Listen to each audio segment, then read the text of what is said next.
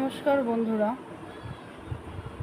আমাদের হিন্দু সনাতন ধর্ম শ্রেষ্ঠ ধর্মগ্রন্থ হলো গীতা।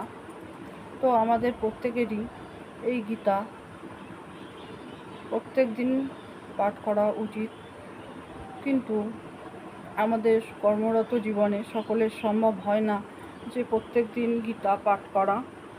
তো গীতা পাঠ করার প্রচুর মাহাত্ম্য রয়েছে, যা শ্রীকৃষ্ণ অর্জুনকে কুরুক্ষেত্রে দাঁড়িয়ে প্রদান করেছিল।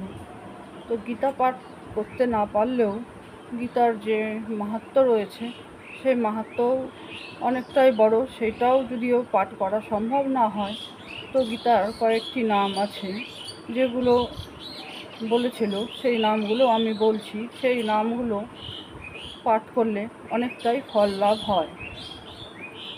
তো সেই নামগুলো হলো, শ্রীকৃষ্ণ অর্জুনকে বলেছে, হে অর্জুন, গৃহ গীতা নামসমূহ শ্রবণ করো, যেই নামগুলো কীর্তনে তৎক্ষণাৎ সর্বপাপ দূরে সরে যায়।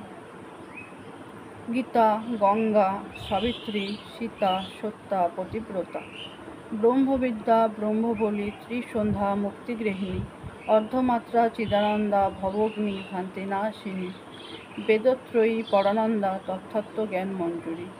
গীতার এই সকল নাম কয়টি যিনি একাগ্রচিত্তে জপ করেন তিনি নিত্য জ্ঞান সিদ্ধি লাভ করেন এবং একান্তে পরম পদ লাভ করেন।